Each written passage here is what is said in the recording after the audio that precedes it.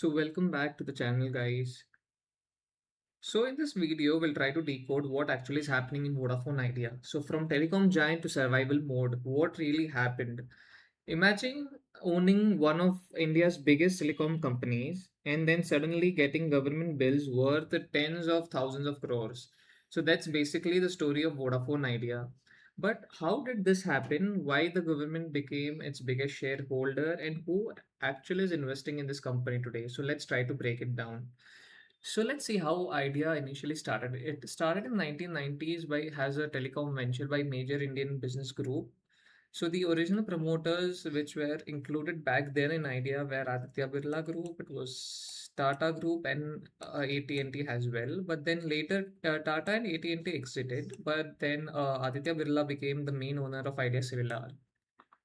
So let's see how Vodafone actually entered India and how did it acquired Idea. So Vodafone Group entered India by acquiring Hutch. So Hutch was a telecom operator back then. So that is where it became Vodafone India.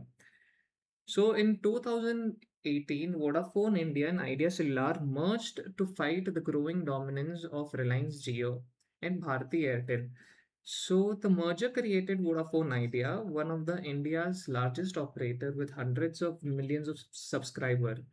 The plan looked very smart, but there was one massive problem. So, which was the loan the company had taken from the banks, and they were facing a very bad time to repay it. So the telecom industry was already struggling because of expensive spectrum auctions, intense competitions, and falling tariffs.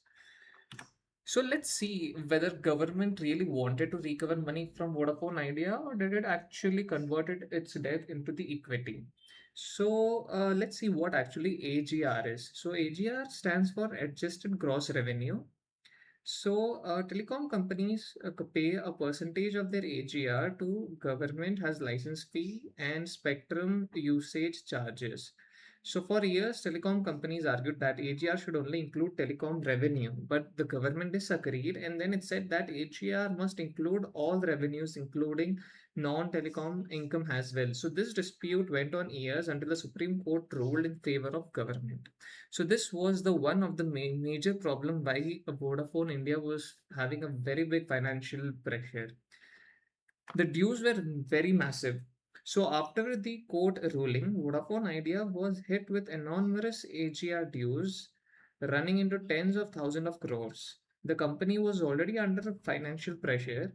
Now it had to find the money for spectrum payments, network investment, and AGR dues at the same times.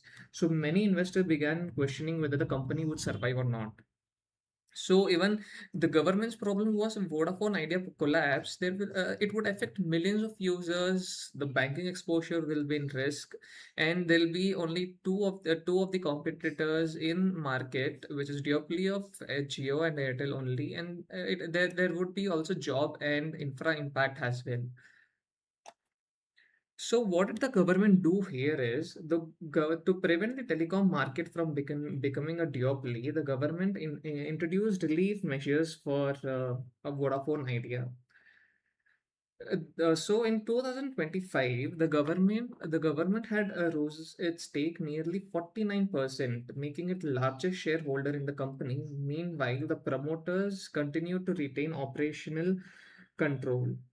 So in 2026, the AGR liabilities was reduced from about 87,000 crores to around 64,000 crores, providing another major relief. So the go- how so if you guys have one question, how government got this 49% stake, it was because it had converted the part of the dues which the Idea and Vodafone had to pay to the government. So they converted that to the stake in the company. So this is how it prevented the collapse of telecom operator as well. So let's try to see what exactly is happening now. So who owns Vodafone Idea today? So before getting into that, let's see the stock price of Vodafone Idea is around 14 rupees. As you can see, in last 1 month, it has rose around 42%. So we can see a big investor having an eye in this company. So currently the biggest shareholder in the government is the government of India, which is around 49%. And then Vodafone Group owns around 16 to 17%, and then Aditya Birla Group owns around 9 to 10% in this company. So what's interesting is that even after years of losses and uncertainties, the promoters are still investing. So as you see, Aditya Birla has invested around $500 million in Vodafone. This gives a very good signal that the Vodafone idea would not collapse from now.